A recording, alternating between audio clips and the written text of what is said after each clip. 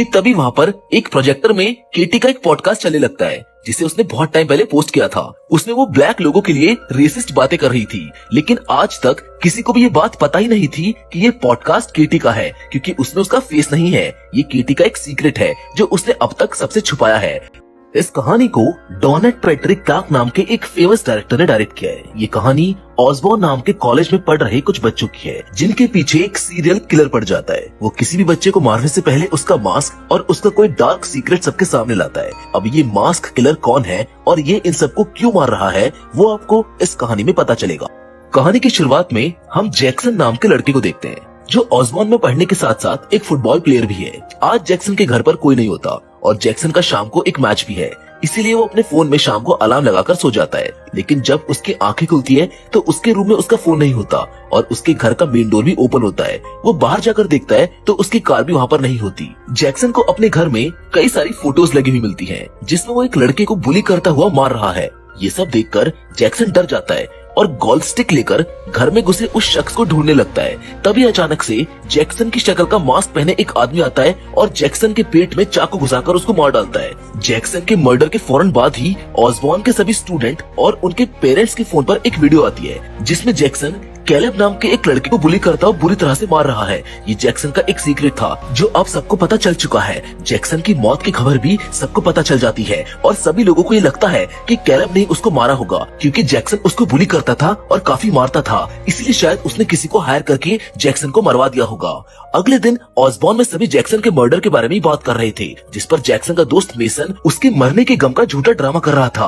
वहीं दूसरे बच्चों को ये लगता है कि जैक्सन को कैलेब नहीं मारा है, इसलिए कोई भी उसे अपने साथ नहीं बैठा था। इसी बीच हमें इस कॉलेज में फ्रेंड्स के ग्रुप को दिखाया जाता है जो सब आपस में बहुत अच्छे दोस्त हैं। उनमें मैकनी, जैक, एलेक्स, डार्बी और रॉड्रिगो है। ये सभी कैलेब को अपने पास बैठने को कहते हैं क्योंकि कोई भी उसको अपने पास नहीं बैठा रहा था। सबके बीच में हम एक स्टूडेंट ओलिवर को देखते हैं जो ज्यादा किसी से बात नहीं करता और ना ही कोई उसका दोस्त है। सब लोग उसको साइकोपैथ मानते हैं। इतने में यहाँ पर इस कॉलेज की स्टूडेंट काउंसिल प्रेसिडेंट केटी आती है और जैक्सन के बारे में सबको मौन रखने को कहती है। केटी सबको अगले दिन चर्च में आने के लिए भी कहती है क्योंकि उसने जैक्सन के लिए चर्च में प्रेयर रखी है। केटी को देखकर ये लगता है कि ये भी अच्छा बनने का सिर्फ दिखावा कर रही है। इसी बीच रात में हम मैकनी को उसके घर पर देखते हैं। उसके साथ सिर्फ उसकी दादी रहती है। उन दोनों की बातों से ऐसा लगता है कि जैसे मैकनी के साथ पहले कुछ हादसा हुआ था जिसकी वजह से उसको यहाँ पर आना पड़ा और वो नहीं चाहती कि उसका सीक्रेट यहाँ पर किसी को भी पता चले। मैकनी की दादी को नींद में चलने की आदत है, इसीलिए वो रात में घर से बाहर निकल जाती है।